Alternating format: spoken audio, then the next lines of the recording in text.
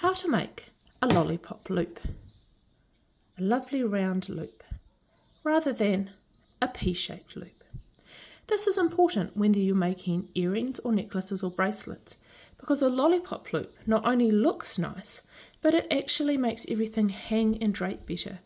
The pea-shaped loop makes things usually sit more awkwardly and often has gaps that allow jump rings or bead sets to fall through.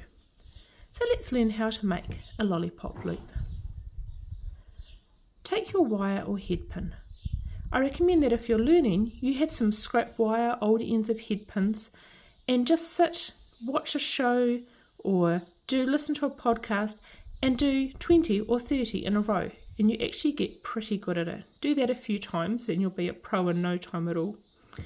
Now most of the time, the reason you have a pea-shaped loop, especially the elongated ones, is you're gripping incorrectly. It feels more secure, but this wire that's sticking out the top of your pliers doesn't make your loop look nice.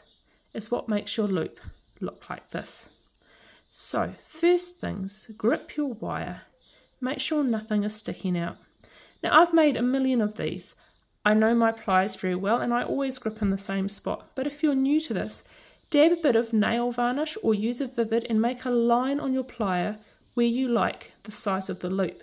Then you can always return to that same mark to make the same loop. And then by the time that mark is worn off, you'll probably just return there with automatic muscle memory. Take your thumb, place it firmly against the headpin.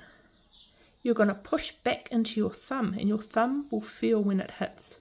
Take your finger, this sits further down just to support.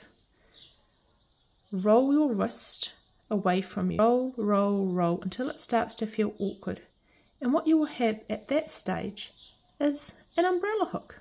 You can't keep rolling, so release the pressure on the pliers, but don't take the pliers out. Swing around to the top. Place your thumb back and roll again.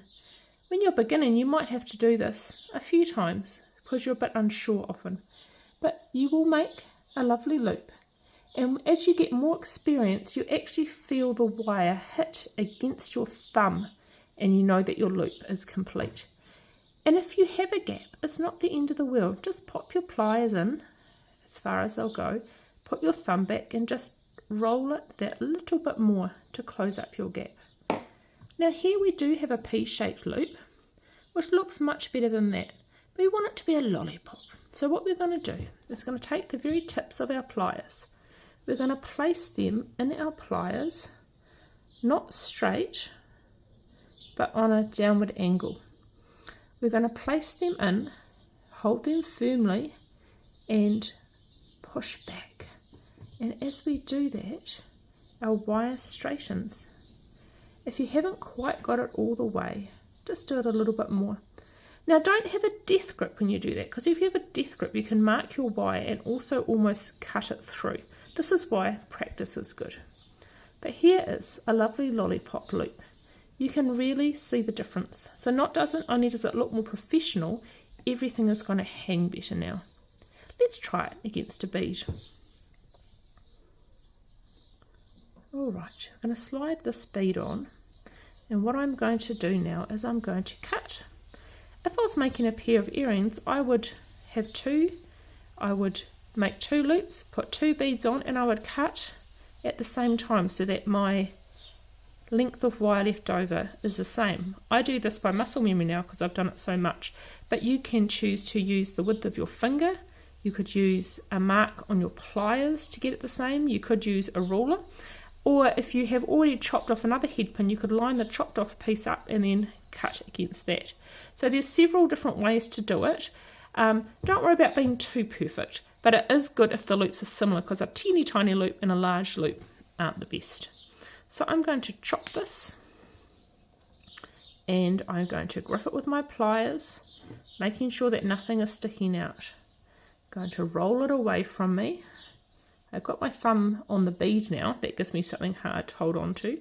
I'm going to grip it and bring it right back and roll it forward a little bit again.